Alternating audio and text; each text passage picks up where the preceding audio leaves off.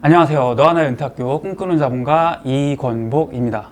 네, 오늘은 정말 너하나의 은퇴학교에 정말 우리나라를 대표하시는 은퇴 전문가 김경록 대표님을 모시고 은퇴에 대한 여러 가지 인사이트 있는 말씀들을 들어보도록 하겠습니다. 대표님, 혹시 모르시는 분들 위해서 간단히 자기소개하면 좋을 것 같습니다. 모르시는 분들이 많을 것 같은데요. 예. 지금은 저는 미래세 투자와 연금센터 대표를 맡고 있고요. 이전에는 제가 이제 경제하고 채권 리서치를 하고, 그 다음에 채권 운용, 이제 투자 쪽을 오래 했었고요. 그 다음에 이제 미래세 은퇴연구소에서 한 8년 정도 일을 했었습니다. 지금은 이제 그 연장선상인데요. 은퇴 관련된 연장선상인데, 다만 은퇴에 관련돼서 좀 더 투자와 연금에 포커스하기 위해서 이제 저희들이 투자와 연금센터라고 바꾸었습니다. 그래서 조금 더 투자와 연금 이쪽에 좀 포커스됐다고 보시면 될 것 같고요. 전반적으로 저 커리어는 거의 대부분을 이제 투자 쪽을 보냈고, 그 다음에 이제 은퇴 관련된 은퇴 설계를 보냈다고 보시면 될 것 같습니다. 워낙 유명하신 대표님이라 많은 분들이 이미 알고 계실 것 같습니다. 좀 제가 진짜 좀 묻고 싶은 게, 사실 저도 이제 은퇴에 대한 콘텐츠를 다루면서 양극단의 좀 측면이 있는 것 같아요. 하나는 굉장히 그 노후된 생활을 굉장히 공포감을 심어서 굉장히 노후가 위험하다. 약간 이런 기사들도 많고, 또 반대쪽은 그렇게 너무 걱정하지 않아도 된다. 이런 양극단에 좀 여러 명이 돼 있는 것 같아요. 대표님이 보시기에 노후 파산, 노후 빈곤, 대한민국 그 노후 어떻습니까? 그 양극단으로 보시는 게 이제 다 맞는 부분인데, 그걸 이제 어디로 초점을 해서 볼 것이냐 하는 것인데, 지금 우리나라 70대 이상 보시면은 이제 조금 그런 빈곤율이 높다고 보시면 될 것 같습니다. 실제로 이제 우리가 노후 빈곤율이라는 데이터를 조사해 보면은 2018년에 보면 대략 45% 정도이거든요. 그게 이제 OECD 평균 한 3배 정도 되니까 우리나라의 이제 노인 빈곤율이 되게 높은 건 확실하죠. 그런데 이제 우리나라 지금 베이비 부모가 이제 대량 은퇴하지 않습니까? 이제 55년생이라 그러는데 58년생이 이제 숫자가 제일 많거든요. 그렇게 보면은 지금 이제 64세, 60대 중반 정도인데, 베이비 부모들은 의외로 또 국민연금이 다 준비된 세대들입니다. 그렇기 때문에 우리 70대 이상 80대 분들은 국민연금, 이런 퇴직연금 이런 게 준비 안 되었을 세대였고요. 지금 베이비 부모들은 이제 그게 준비됐을 세대이기 때문에 그 두 세대의 차이가 큽니다. 그래서 70대 이상을 보시는 분들은 이제 노인 빈곤 이야기를 많이 하시고, 그리고 지금 일본에 이제 70대, 80대, 이제 우리가 일본을 많이 보다 보니까 일본에서 나온 이야기를 많이 하거든요. 근데 그 일본에서 지금 나온 이야기는, 일본은 우리보다 고령화가 한 20년 정도 빠르니까요. 이미 고령화가 확 진척된 상황에서 좀 나이 많으신들을 보니까 이제 그런 노후 파산이라는 이야기가 나오기도 하는데요. 그래서 70대 이상을 보실 때는 노인 빈곤 이야기를 많이 하시고요. 저처럼 이제 베이비 부모를 타겟을 할 때는, 적절하게 준비를 하면은 그렇게 너무 걱정할 필요는 없다. 다만 이제 걱정되는 분들이 있는데, 그런 분들은 따로 이제 그 부분에 대해서 좀 준비를 하시면 될 것 같고, 이렇게 보시면 될 것 같습니다. 그래서 다 맞는데요. 한쪽은 이쪽을 70대 이상을 타겟을 하고, 한쪽은 5060을 타겟을 했기 때문에 이제 그런 이야기가 나오는 것 같습니다. 그러니까 기사에서는 이제 이걸 혼용해서 쓰니까 그렇죠. 맞습니다. 이게 별다른 이야기 없이 그냥 계속 노인 빈곤이라고 말을 하다 보니까 5060도 사람들이 공포심을 갖게 되는 거죠. 그 일본이 똑같습니다. 일본이 70대, 80대들 노인 빈곤, 노후 파산 이야기를 하니까 젊은 애들이 공포심을 갖는 거하고 비슷하거든요. 그래서 좀 구분해서 생각을 하셔야 될 것 같습니다. 이번에 그 대표님께서 쓰신 데모테크가 온다라는 그 신간을 굉장히 재밌게 봤는데요. 굉장히 흥미로운 얘기를 하셨어요. 그 고령화 기술 혁명이 만나면은 부가 만들어지는 어장이 형성된다. 이런 말씀하셨는데 조금만 더 설명을 해주실 수 있을까요? 데모테크, 제가 이제 용어를 만들기를 좋아했어요. 데모테크라는 걸 제가 만들었고 검색을 해보니까 없더라고요. 그래서 쓰기로 했는데요. 어떤 분들은 제가 데모테크라고 했더만은 데모하는 기술을 가르치냐 해서 제가 그렇게 생각할 수도 있구나 생각을 했는데요. 여기 데모는 데몬스트레이션의 데모가 아니고요. 데모그래피 할 때 데모입니다. 그거는 이제 인구 구조라는 뜻이거든요. 그 인구 구조라는 데모그래피하고 테크놀로지, 기술이라는 거하고 이 둘을 결합시켜 놓은 것입니다. 그래서 데모하고 테크하고 같이 떼서 데모테크라고 그랬는데요.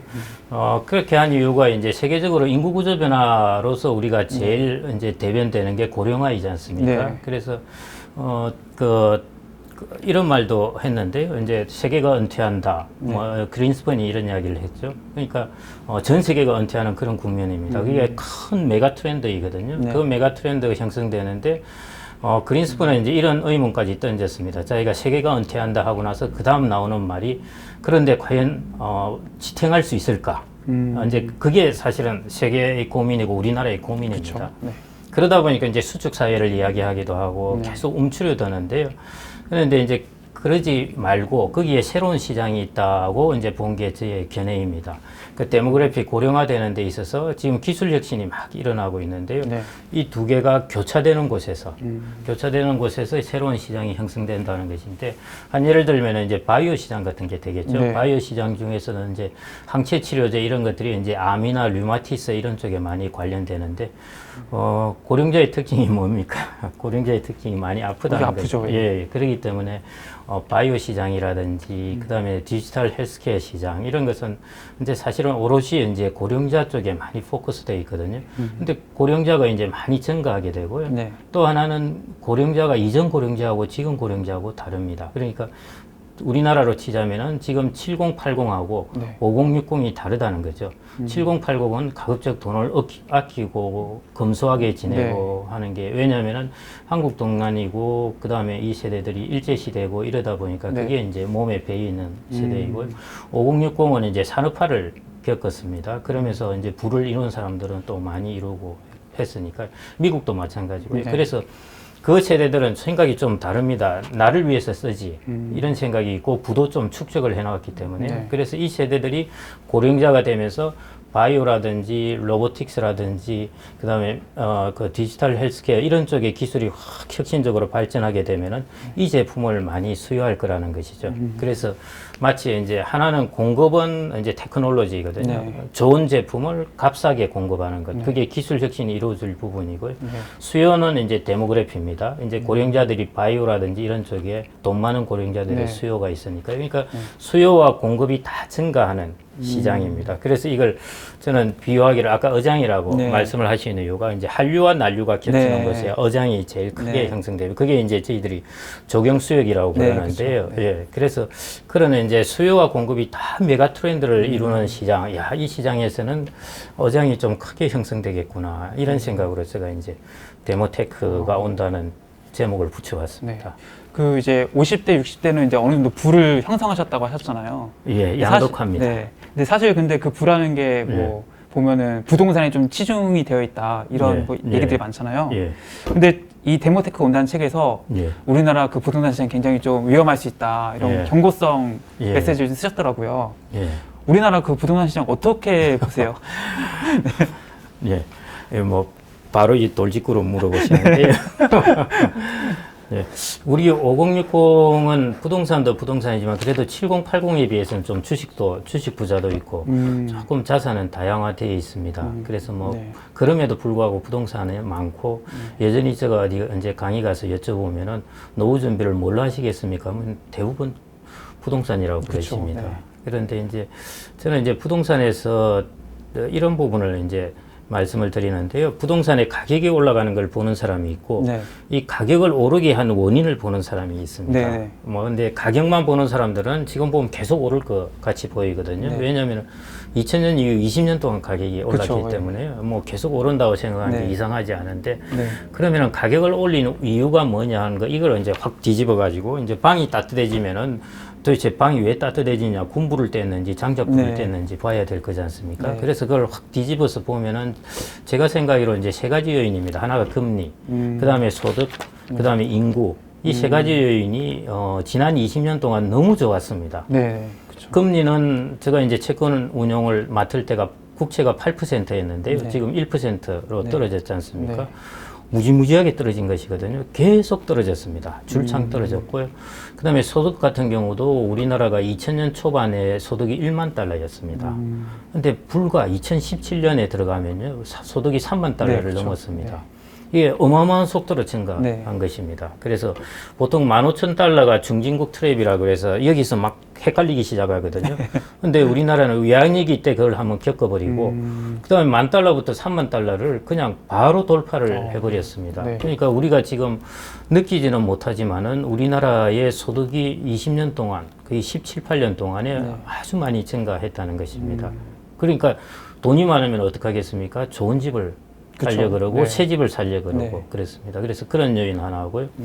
그다음에 이제 인구 부분입니다. 우리나라는 인구도 인구인데 가구 수가 너무 많이 늘었습니다. 지난 20년 동안 가구 수가 570만 가구가 증가했는데 네.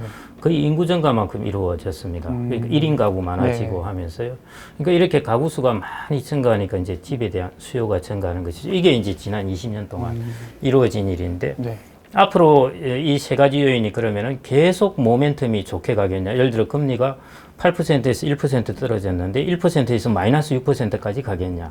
20년 동안 그러지는 않겠죠. 네, 그렇죠. 그렇죠. 제로금리라는 것은 제로금리가 거의 바닥이라는 뜻이니까요. 네. 더 추가로 하락할 여지가 별로 없다는 것이거든요.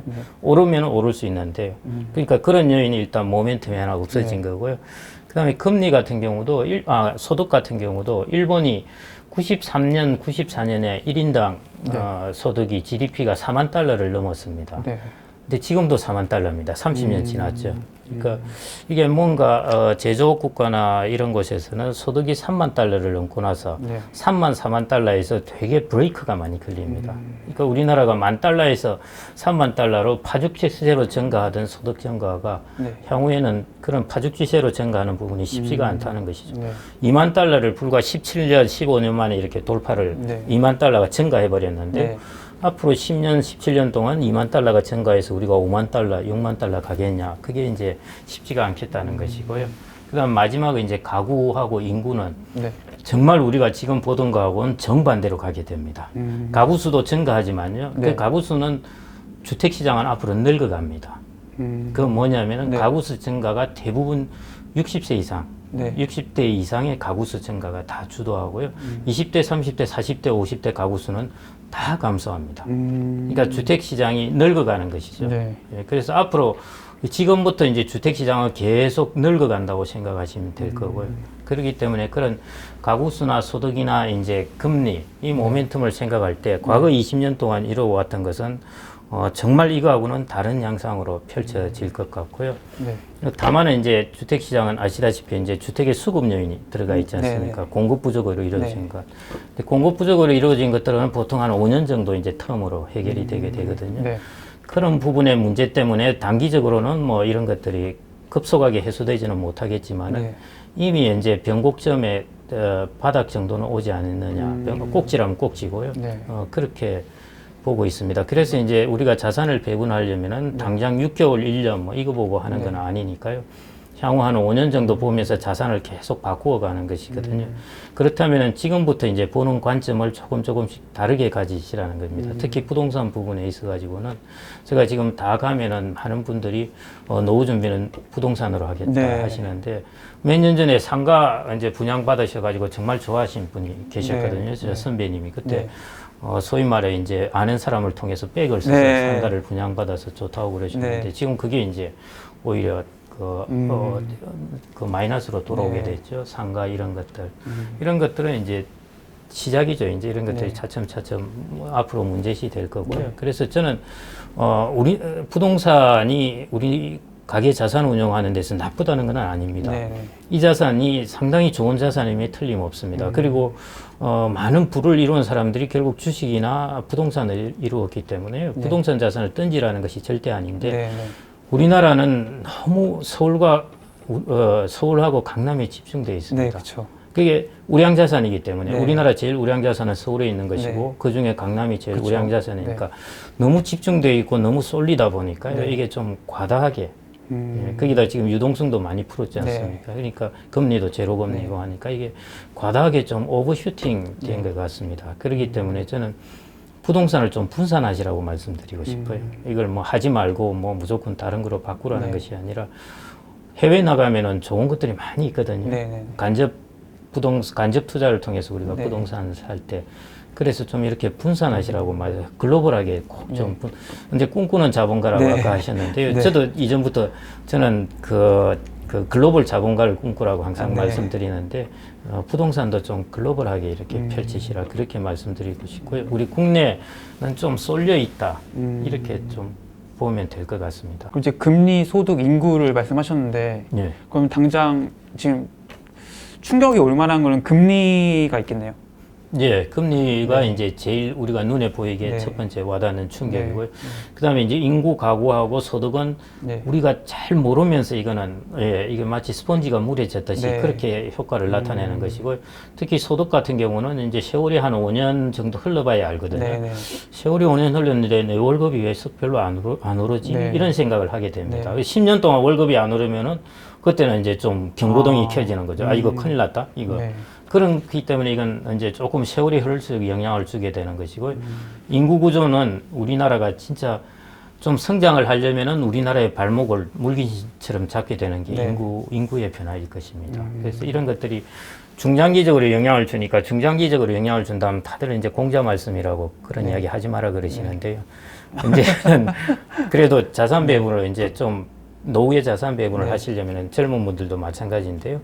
한 최소 5년에서 10년 이상을 보고 이렇게 쭉 해가셔야 됩니다. 그런 면에서 국내 부동산이 좀 너무 쏠려 있다. 이렇게 좀 저는 그렇게 판단을 하고 있습니다. 저 정말 궁금한 게 그냥 경제학적으로 궁금한 게 우리가 이제 60년대, 70년대는 경제를 막 성장시키려고 뭐 줄만나 잘 기르자 이런 인구를 조정하는 정책 썼잖아요.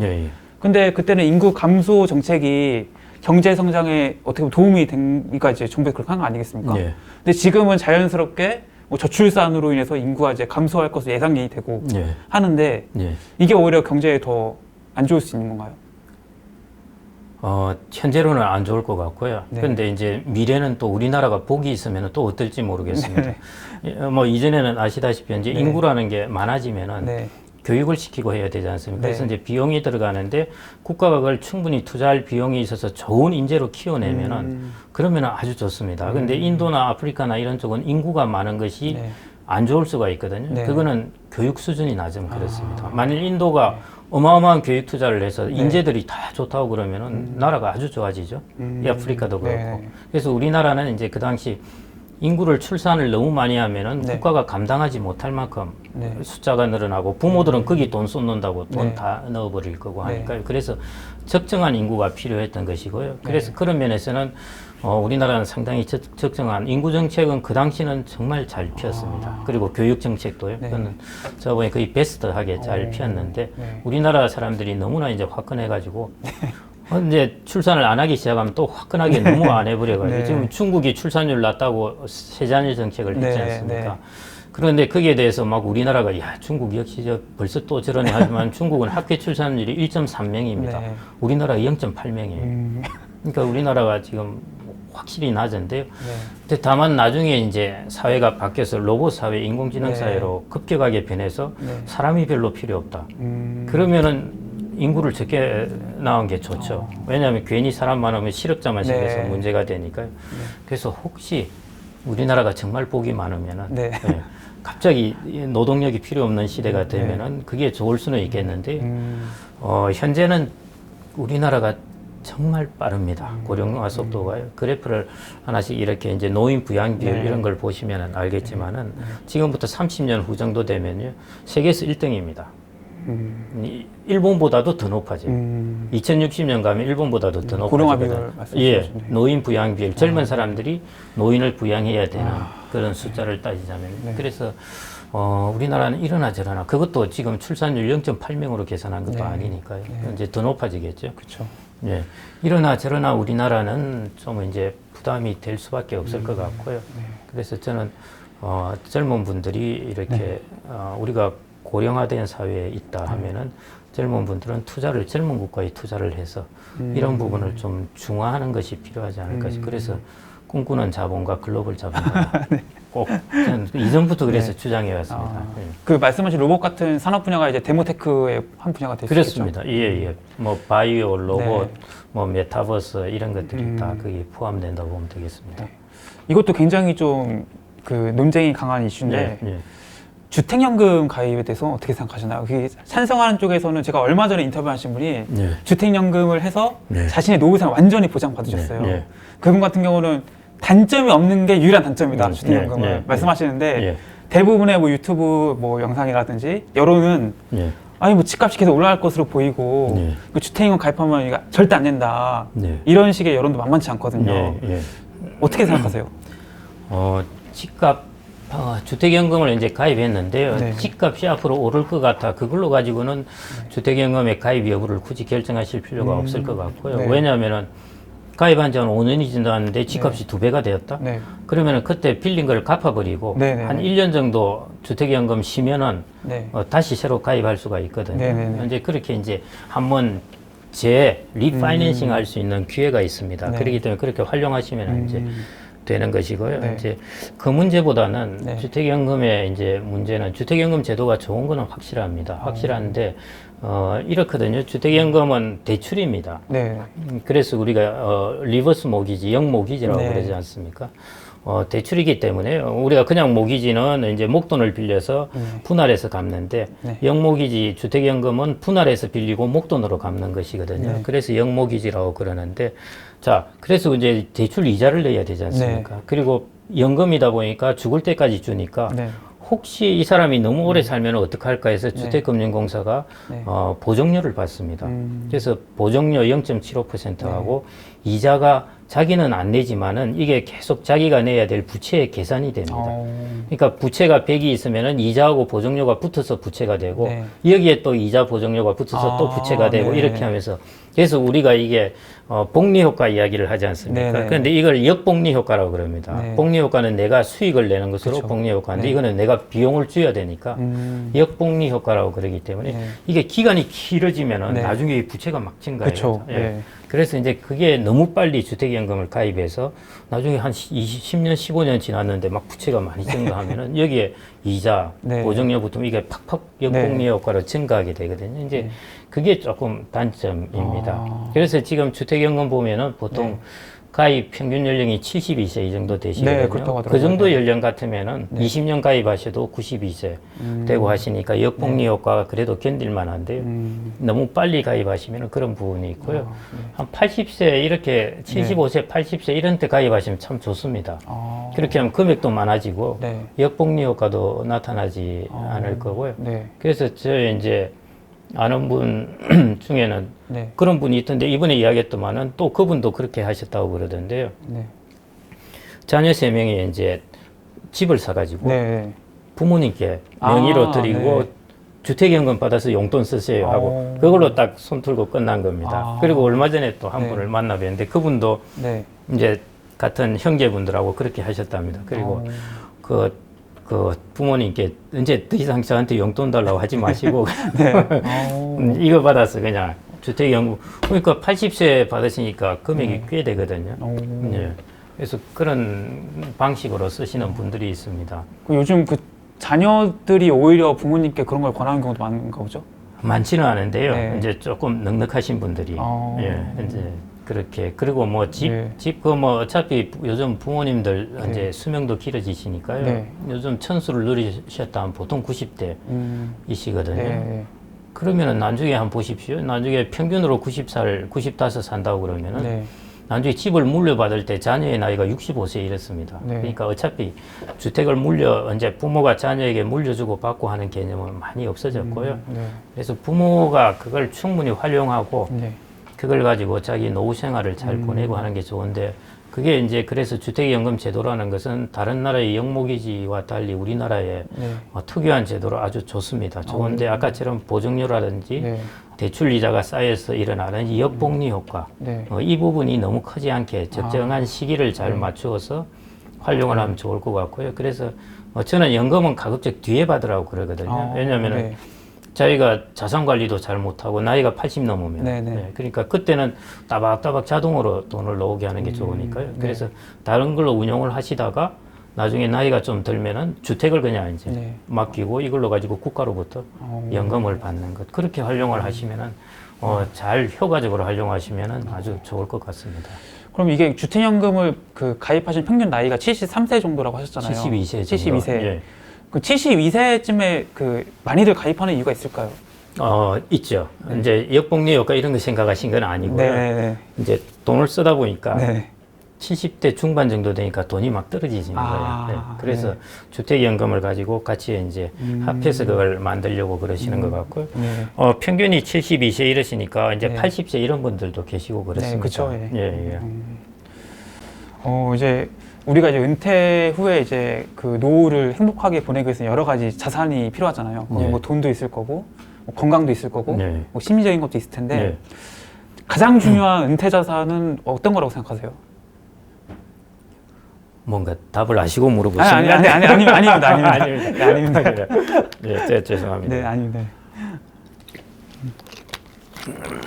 저도 이제 강의 가서 사람들에게 여쭤보면요. 네.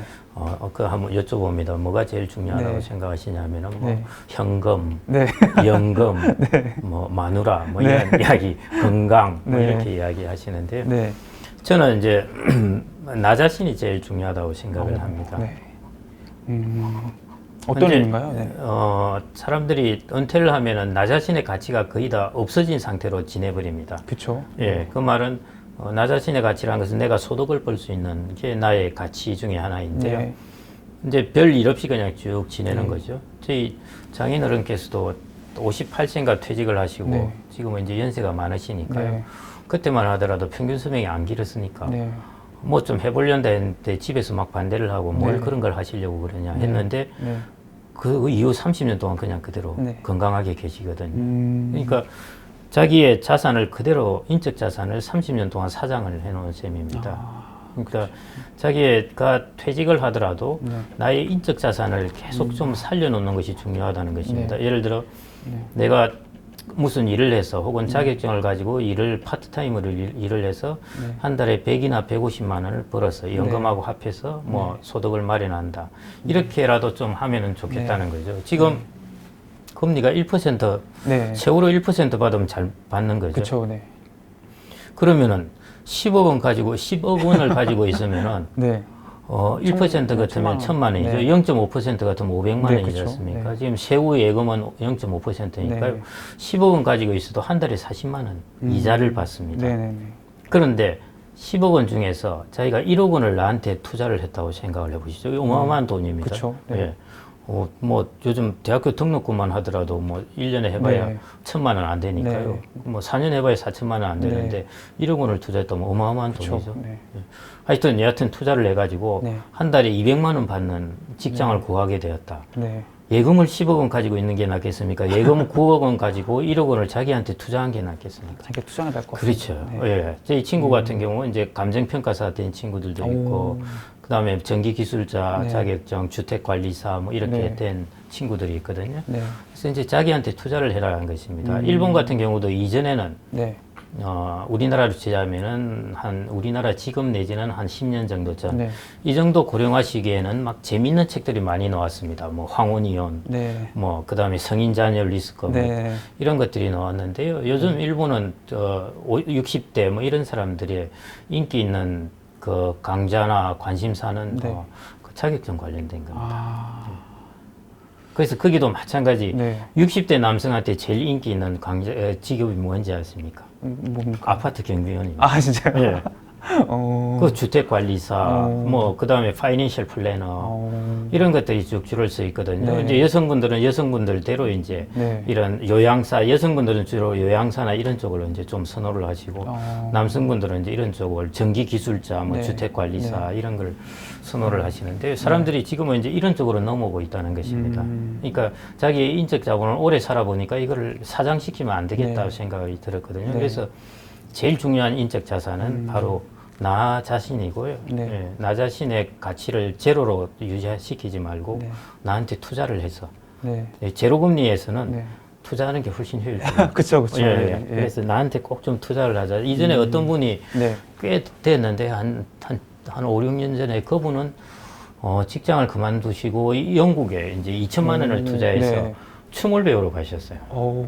그래서 그때 보니까 댄스에 관한 책을 이만큼 두껍게 내시고 와. 그 전문가가 그쪽이 네. 되셨던데요. 네, 그런 것이죠. 그래서 2천만 원을 자기한테 투자한 것이죠. 네. 예, 그것처럼 좀 이제 요즘 국가 지원도 잘 나옵니다. 네. 예, 자기 돈 조금 하면은 국가가 또 돈을 네. 이렇게 같이 넣어주고 하니까요. 네. 그런 쪽으로 해서 좀 투자를 나 자신한테 투자를 하는 것. 그래서 인적 자본의 가치가 나가 제일 중요하다 이렇게 좀 말씀드리고 싶습니다. 근데 그 은퇴 이후에 이제 노동에 대해서 네. 두 가지 관점이 있는 것 같아요. 하나는 이제 일을 할 수밖에 없는 경우죠. 맞습니다. 예. 그러니까 또 다른 경우 이제 말씀하신 심리적인 예, 그런 맞습니다. 효용이 있잖아요. 예, 예. 일본 같은 경우 그런 자격증 열풍은 예. 어느 쪽에 기인한 게 더 큰가요?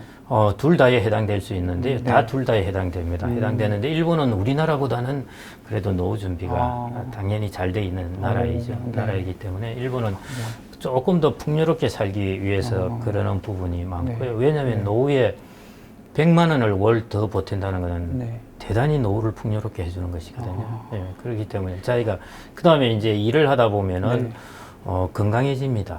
그리고 네. 일을 하면은 사회적 관계망이 그쵸. 막 네. 넓어지지 네. 않습니까? 그래서 일을 하면은 그게 이제 일토삼피라고 제가 일을 하는 그 말을 네. 성을 드리는데 일을 하게 되면은 건강해지고 네. 돈을 벌고 네. 사회적 관계망을 얻게 되는 네. 것입니다. 그래서 제가 고돌이 이야기를 해서 죄송합니다만 하여튼 그러면 잘 들어올 것 같아서 그러는데 네. 그래서 제가 이제 인적 네. 자산이 중요하다고 말씀드리고 인적 자산이라고 하는 일하는 나를 만들자는 거예요. 네. 근데 일하는 나라고 해서 막 이렇게 젊을 때처럼 뭐 젊을 때는 사실은 돈 벌려고 일을 하는 거지 네. 않습니까? 젊을 때처럼 뭐 하루에 8시간, 10시간씩 이러면서 하는 게 아니고요. 예, 자기가 자기의 어느 정도 파트타임으로나 혹은 이런 식으로 일을 하면서 자기의 전반적인 삶의 질을 좀 향상시켜 보자는 것 그렇게 말씀드리고 싶고요.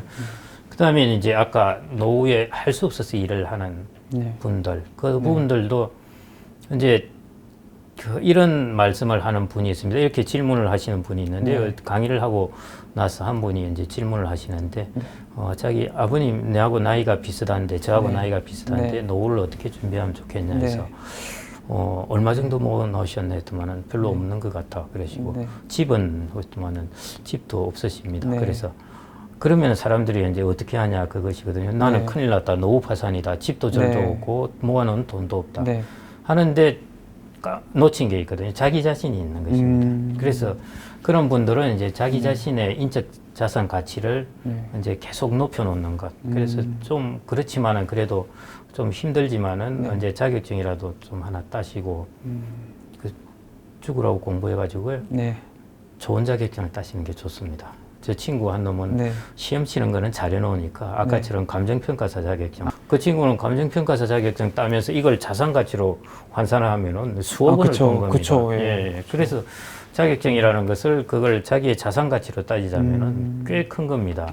주택관리사도 그렇고 전기설비 자격증 이런 거 있어도 뭐 아파트 가서 잠만 자면 되거든요. 뭐 그런 부분 해서 그게 제가 보니까 지금은 이제 노후에 어떻게 살까 이런 고민을 많이 하지만은 한 5년, 10년만 지나면은 야, 노후에 내가 일을 해야 되겠는데 뭐가 좋을까 이 고민을 할 텐데 다른 사람이 5년 후에 고민할 걸 지금 빨리 시장을 선점하시면은 그러면 훨씬 좋을 겁니다. 그래서 꼭 인적 자산 1토 3피 이렇게 기억을 해 두시면 좋을 것 같습니다.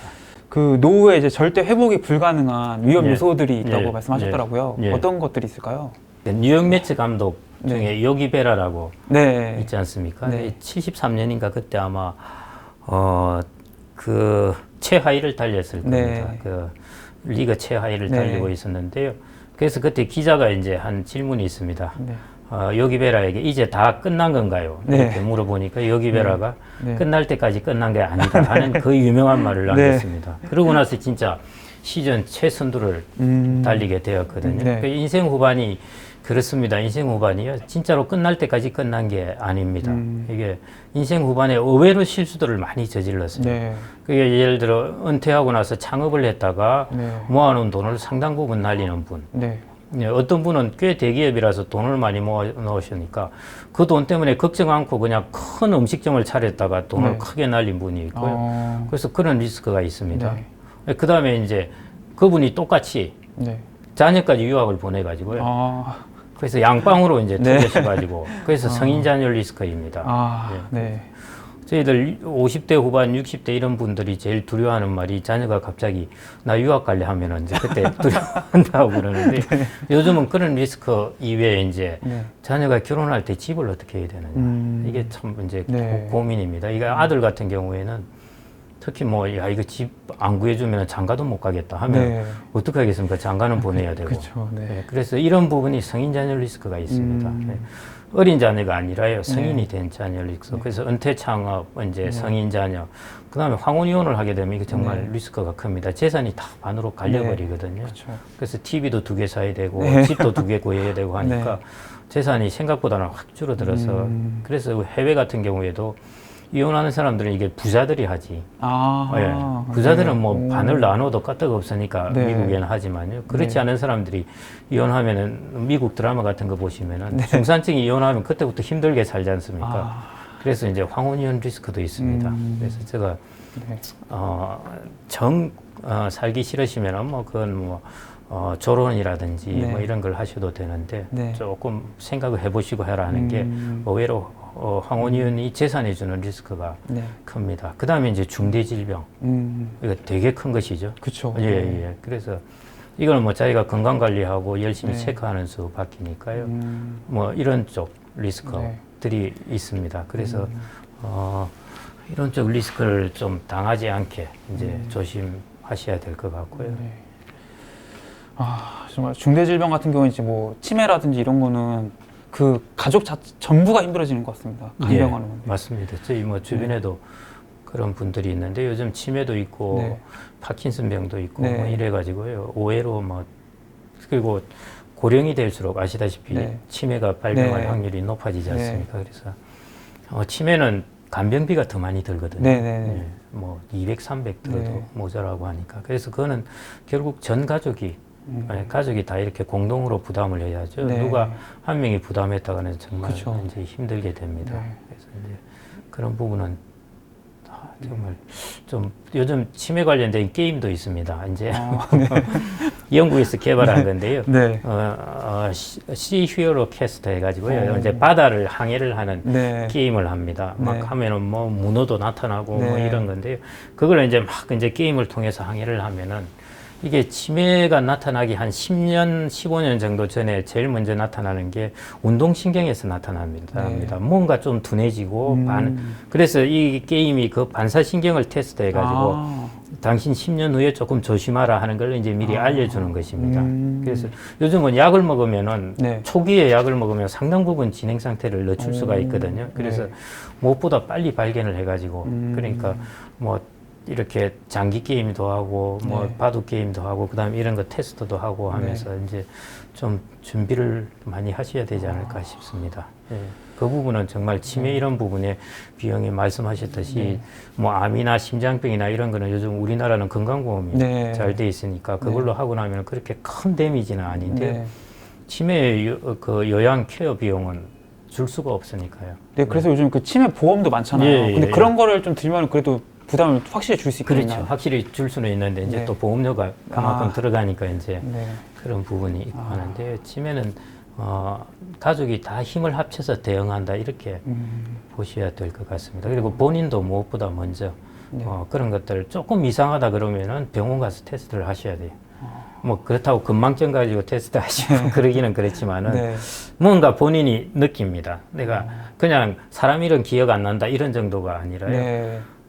이제 내가 무엇을 했는데 기억이 안 나는 거하고 내가 무엇을 한 것조차 까먹는 경우가 있습니다. 그런 경우에는 이제 갑자기 내가 어제 영화를 봤나는 사실조차 까먹는 것 이런 것들을 보면은 그 다음에 갑자기 선망 상태라 하기도 하고 그러는데요. 갑자기 한 몇 초 정도 정신이 그 블랙아웃 됐다가 돌아온다든지 하는 이런 게 왜 일어날까 할 때는 우리나라는 건강보험이 되어 있어서 병원 가서 이렇게 검사받고 하는 코스트가 비용이 쌉니다. 그러니까 하여튼 병원을 자주 가셔야. 병원을 자주 가셔서 그걸 조기 진단하면은 우리나라에서는 웬만큼 속도를 늦추고 대처를 할 수 있기 때문에 그게 꼭 필요할 것 같습니다. 요즘 그 이제 주식이 굉장히 코스피가 사상 최고치를 막 찍고 있잖아요. 이 주식으로도 노후 대비가 가능하다고 생각하시나요? 물론입니다. 이제는 차츰 이쪽으로 옮겨 와야 되는데요. 네. 이제 예금으로 가지고만 했지 않습니까? 네. 예금과 부동산으로 주로 했죠. 예금과 부동산으로 주로 했었죠. 네. 했는데 과거에는 이게 좋았습니다. 우리가 so far so best라고 할 수 있는데요. 네. 금리도 8%. 네. 이럴 때 10년 넣어놓으면 복리로 얼마나 많이 늘어나겠습니까? 그쵸. 예. 7%만 하더라도 10년 넣어놓으면 더블이 되거든요. 예. 그러니까 뭐 그때는 예금만 넣어놔도 돼요. 다른 거 하실 필요 없고 네. 삼성전자, 삼성화재, 뭐 LG 생활건강 이런 거 선택 못 하셨으면은 네. 예금이 훨씬 나은 그런 상황이었고요. 네. 그건 부동산도 마찬가지였고요. 네. 근데 앞으로는 이제 이런 게 조금 바뀔 것 같습니다. 그래서 이제 투자 중에서도 이제 자본시장에 대한 투자. 네. 그래서 자본가. 네. 저는 그 토마 피케티라고 네. 이제 네. 뭐 21세기 세기 자본론 네. 책 쓴 분이 있지 않습니까? 네. 그 양반이 부의 불평등에 관한 연구이거든요. 네. 300년 동안에 부의 불평등이 왜 일어났을까 연구를 하는데 네. 자, 그걸 거꾸로 보면 어떻겠습니까? 부의 불평등을 다른 측면에서 보면은 어떤 놈이 돈을 떼돈을 벌었을까에 네. 대한 연구입니다, 네. 사실. 네.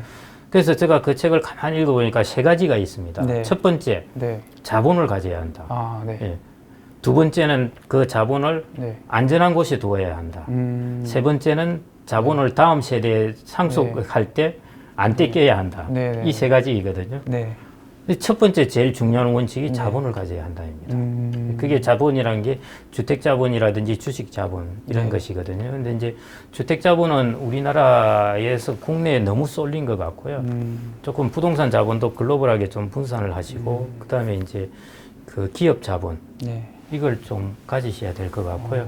그리고 우리가 노후에 이제 좀 오래 살게 되지 않습니까? 네. 네. 그러니까 조금 장기 투자를 할 기회가 있습니다. 네. 일본이 이전에는 투자도 안 하다가 요즘 70대 이런 쪽에서 막 그 투자 성공한 사람 막 이런 이야기들이 네. 막 나오거든요. 네.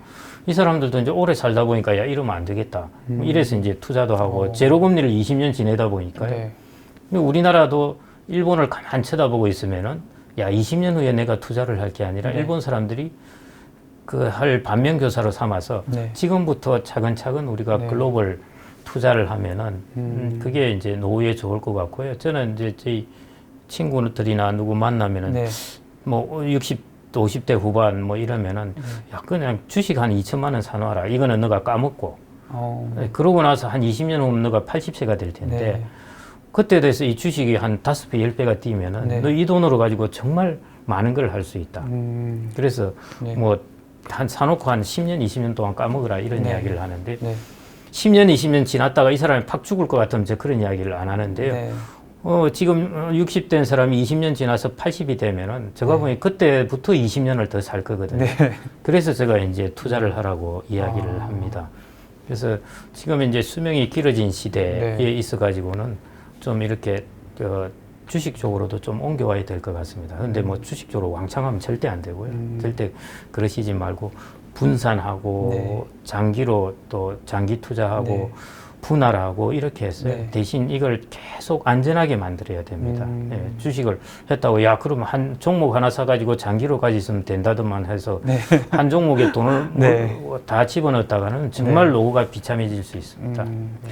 네, 그래서 제가 그래서 그 대표님 인터뷰를 찾아보니까 예. 두 가지 상품을 이제 추천을 하셨더라고요. ETF와 원리자하고 예. 그거에 투자하면 큰 걱정 없을까요?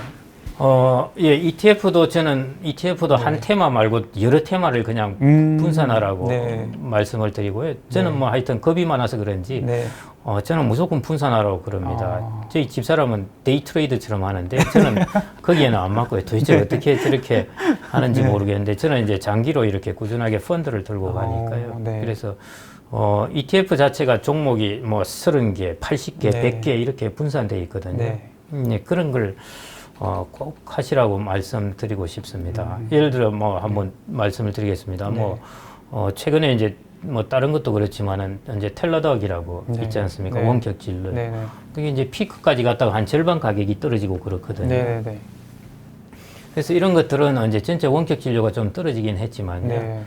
이런 것들은 종목을 가지고 있으면 좀 위험합니다. 특히 혁신 기업들은 시장을 그냥 치고받고 경쟁이 그쵸. 치열하거든요. 네. 좀 있으면은 또 이번에 이제 아마존 같은 경우도 이제 그 원격 진료 들어온다고 네. 그러고 네. 뭐 자기 그 테스트 한다고 그랬지 않습니까? 네. 직원들 대상으로 그러면서 네. 이제 뭐 위협을 받은 것인데요. 네. 이렇게 이제 경쟁이 시장이 레드오션처럼 치열한 곳은 한 종목을 선택해서 맞출 확률이 별로 안 큽니다. 네. 그렇기 때문에 레드오션 경쟁하는 모두를 그냥 거물로 싹 건져가지고 그걸 투자하는 것이 안전하거든요. 네. 그래서 제가 ETF로 좀 분산하라고 말씀드리고 싶고요. 네.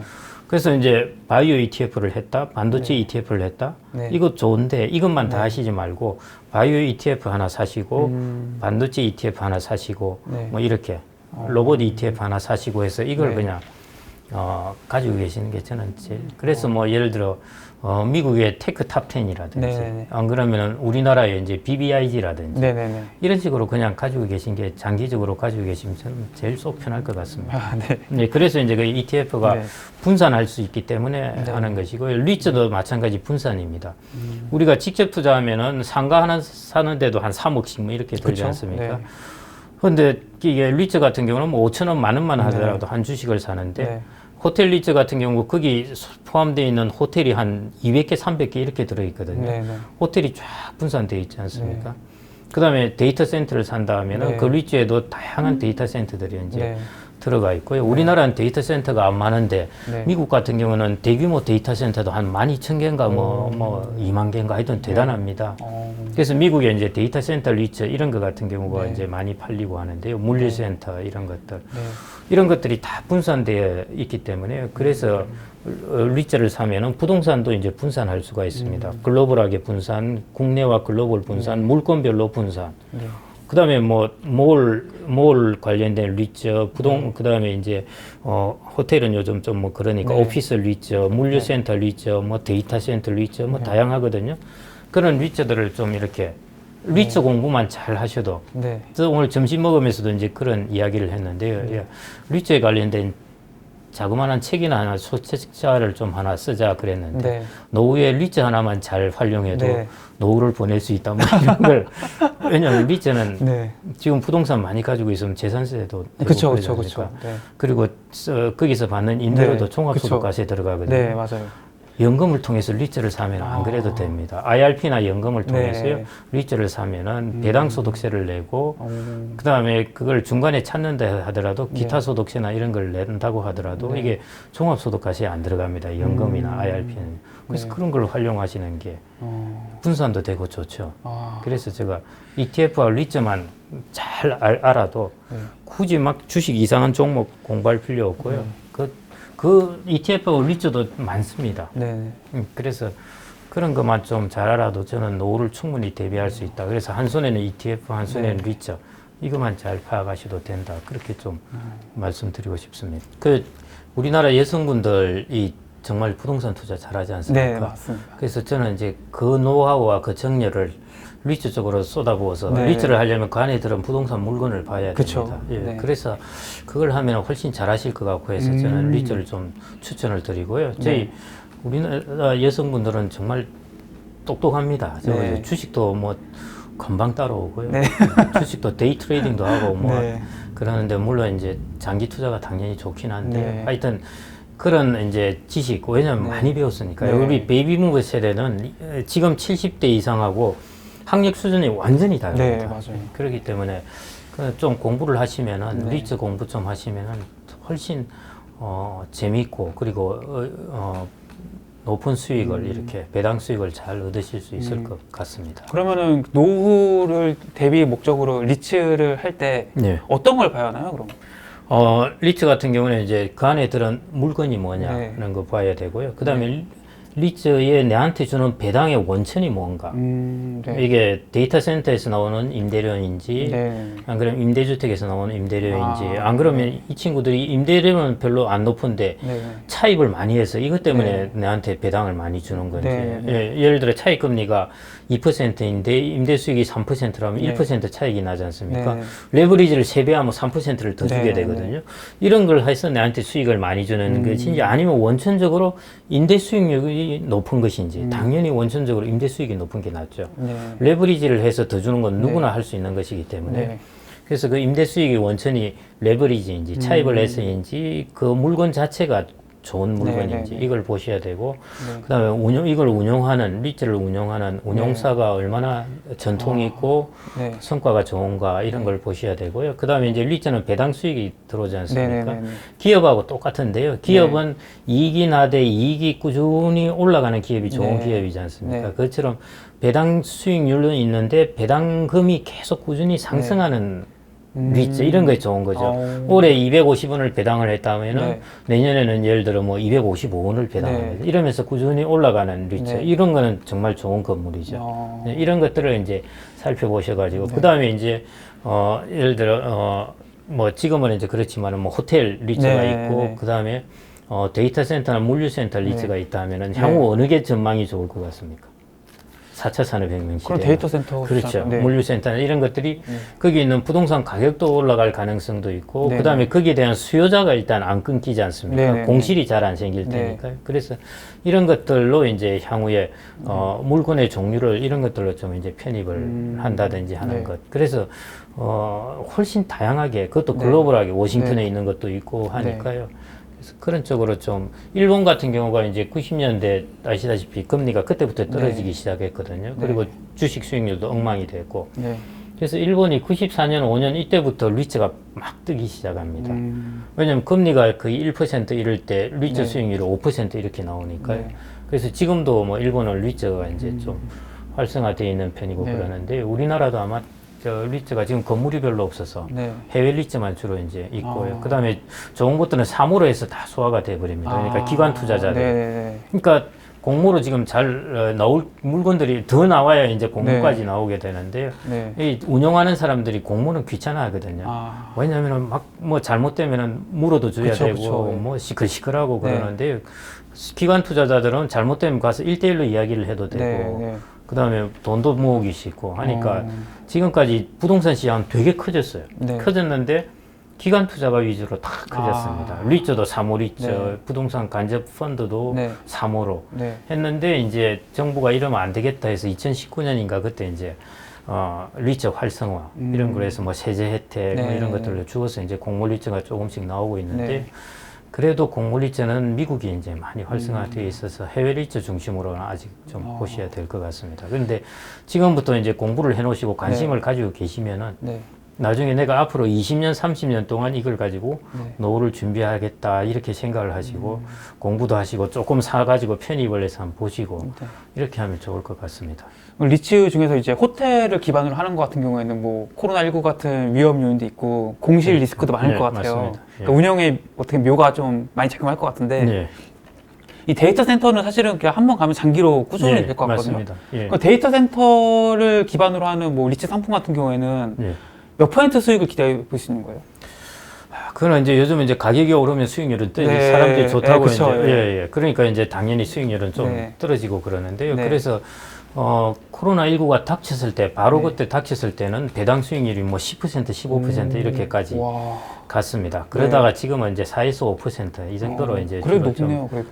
그래도 왜냐하면 리츠는 레버리지를 한 것이거든요. 돈을 빌려서 한 것이기 때문에 이제 그 레버리지의 리스크가 있습니다. 그래서 이제 금리가 오르든지 상황이 안 좋을 때는 좀 확 과다하게 떨어지는 그런 위험에 대한 보상이라고 보시면 됩니다. 그 대신에 이제 오래오래 들고 있으면은 그냥 내가 가격은 네가 뭐 같이 변하든지 놔두고 나는 배당금만 받겠다라고 생각을 하시면은 우량한 물건이면 괜찮죠. 배당금만 꾸준히 받으시면 되니까. 예를 들어 국내 이제 제일 핵심 지역에 우량 오피스라든지 이런 것들은 뭐 가격이 좀 떨어졌다? 그러면은 배당 수익률이 올라가게 되거든요. 그렇죠. 그런 때는 이제 더 편입하셔도 되고, 그게 이제 리츠를 운영하는 방식입니다. 자꾸 하시다 보면은 리츠를 이렇게 운영하면 되겠구나 하는 걸 아시게 됩니다. 그 리츠를 공부한다는 건 이런 것들을 이제 공부하는 거군요. 어떤 리츠가 있나 이런 거 보시고 하는 겁니다. 그럼 인생 이제 후반전을 살아갈 때 어떤 인생관을 가지고 살아가야 뭔가 행복하게 노후를 잘 살 수 있을까요? 정말 이제 개인에 따라 천차만별입니다. 그래서 노후에는 답이 없습니다. 답이 없다는 것은 우리가 젊을 때 예를 들어 우리가 10살 뭐 이런 어린이를 봤을 때는 앞으로 해야 될 게 딱 정해져 있지 그쵸. 않습니까? 네. 공부 잘해서 여기 가고 네. 여기 네. 가고 어디 취직 가고 그렇지 네. 않습니까? 네. 근데 이제 딱 은퇴를 하고 나면은 정말 천차만별입니다. 네. 네. 그 정해진 길이 없거든요. 네. 그렇기 때문에 이제 자기의 성향에 따라 갈 수밖에 없습니다. 나는 그냥 좀 더 돈은 적게 벌더라도 네. 좀 여기저기 여행 다니는 것이 나한테 행복하다면 그 행복을 추구할 수밖에 없습니다. 그래서 제가 이제 그런 부분을 그런 사람들까지 야 너는 일을 해야 된다. 네. 그거는 아니거든요. 네. 예, 그래서 그게 행복이라면 이제 그렇게 그 행복을 찾아가셔야 되는데 네. 이제 그러다 보면은 이제 조금 몇 년 지나서 네. 갑자기 이게 아닌가 봐요. 뭐 네. 이러면은 이제 조금 그럴 수가 있기 때문에 네.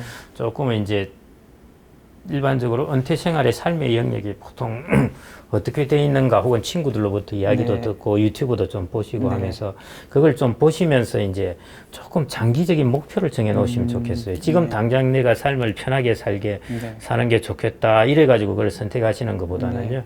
내가 한 20년, 30년 적어도 30년을 보셔야 됩니다. 최소. 네. 지금 뭐 천수를 누렸다 해도 90대인데요. 네. 지금 그게 20년대, 30년대 출생이거든요. 네. 근데 58년 출생인 것 같으면은 네. 최소한 30년에서 20년 뒤에 태어난 세대이기 네. 때문에 당연히 95세 이상 삽니다. 평균적으로. 그렇기 때문에 지금부터 삶을 한 30년 정도 기간을 이렇게 보시고 그걸로 가지고 내가 뭘 할까를 그 기간으로 두고 목표를 조금 짜시고요. 그럼에도 불구하고 나는 이런 삶이 행복하다면 당연히 그 길을 가셔야 되는데 그렇게 한 목표를 쭉 세워보시니까 아 내가 지금부터 이러면 안 되겠다 하는 생각이 드실 수가 있거든요. 뭐 지금 1년, 2년은 내가 쉴 수 있지만은 네. 내가 영원히 5년, 10년 쉬다가 20년, 30년 쉬어버리면 어떡할까 이런 생각이 들 수가 있기 때문에요. 그래서 저는 이제 사람들이 수명이 길어진다는 이야기를 하면은 이제 듣기 싫어합니다. 왜냐하면 네. 다 아는 이야기인데 네. 그렇지만은 그걸 뼈저리게 느끼신 분이 없어요. 안다는 것과 그걸 내가 뼈저리게 느낀다는 거는 네. 큰 차이거든요. 네. 네. 수명 길어지겠지 네. 이렇게 생각하시는 분하고 네. 이야 진짜 95세까지 정말 길어질 것 같은데 그게 뼈저리게 느껴지면은 지금 30년 가만히 있어봐 이 돈을 어떻게 마련해야 되지? 그 다음에 내가 30년 동안 그냥 가만 맨날 등산만 하고 다닌다? 네. 이런 것들을 생각하는 게 뼈저리게 느끼는 것입니다. 그래서 수명이 길어지는 것에 대해서 정말 뼈저리게 실감을 해야 되고요. 네. 실감을 하고 나서 이제 목표를 정해 보셔야 됩니다. 그럼에도 불구하고 나는 이 삶이 좋다면 당연히 그쪽을 선택하셔야 되는데 네. 많은 분들이 이제 앞부분 그걸 생략을 하십니다. 그래서 그 부분을 좀 말씀을 드려보시고요. 네. 예, 아까 30년 하고 내가 보니 거의 지금 뭐 그 학자들도 그렇고 네. 대부분 지금 90 중반은 거의 기정사실화 된 네. 것 같아. 그렇죠. 네. 그 수명은 아빠의 의지에 안 달려 있다. 그거는 어쩔 수 없는 것이고 네. 그러기 네. 때문에 만약 30년 동안에 어느 정도 최소한 20년, 25년을 건강하게 산다고 그러면은 그럼에도 불구하고 과연 이 길이 이제 맞겠는가 그렇게 한번 생각을 해보시고 그래서 1년, 2년 쉬는 건 좋은데요. 네. 당연히 쉬어야죠. 네. 쉬는 건 좋은데 그걸 지속하는 것, 네. 그 부분은 조금 목표를 생각을 해보셔야 되지 않은가 싶습니다. 그럼 주변에 상담 같은 거 해보시면은 주로 이제 어떤 목표들을 세우는 게 좀 좋을까요? 그래서 제가 아까 네. 말씀드렸듯이요. 이게 은퇴 후에 그 삶은 정말 천양지차라서요. 아. 그래서 그분들과 이렇게 같이 1대1로 이야기하고 정말 커스터마이즈입니다. 네. 요즘 뭐 비스포크라는 말도 많이 쓰는데 네. 하여튼 맞춤형입니다. 아. 예, 그래서 네. 그분이 과연 어떤 삶을 살아왔고 앞으로 어떤 삶을 사고 싶다는 걸 곰곰이 성찰을 하면은 본인이 알 수 있습니다. 예, 그래서 본인이 성찰을 하면서 내가 앞으로 어떤 삶을 살아야 되겠다 하는 것, 네.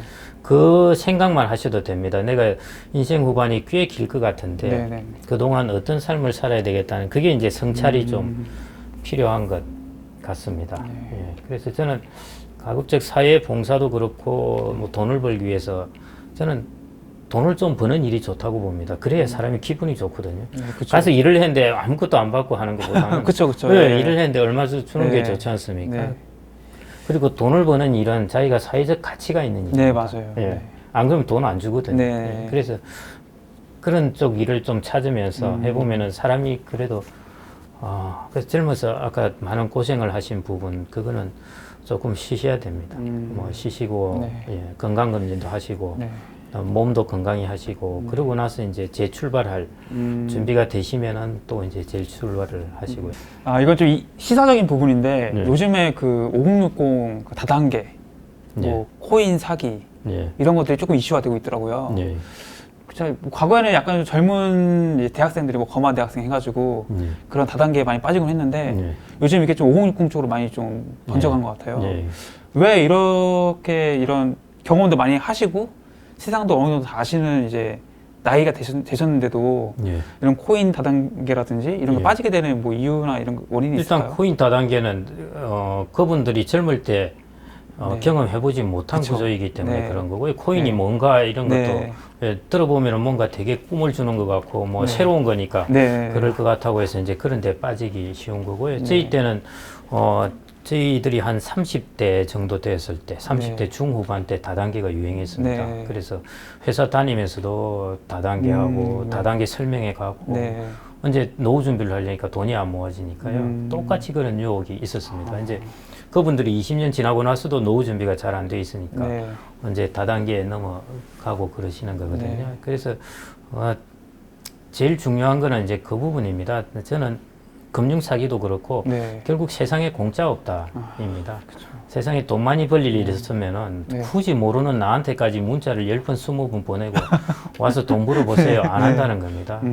가만히 있어도 다 몰리고 난리가 나는데요. 그렇죠, 맞아요. 그래서 세상에 공짜는 없다. 이걸 뭔 일이 있으면 항상 세상에 공짜는 없다. 근데 저희 이제 저희 회장님께서 이제 그 저희들 이제 투자 이런 거에 대해서 코멘트를 해주시는데 가끔씩. 근데 유럽에서 그때 제로금리인데 9%짜리가 좋은 게 있습니다. 그래서 저희 회장님이 그런 건 아예 검토도 안 하는 게 좋겠다. 왜냐하면은 0%대 금리에서 9%면 이거 틀림없이 문제가 있는 거라는 것이죠. 세상에 공짜 없는데 그걸 내버려 둘 리가 있겠냐는 거죠.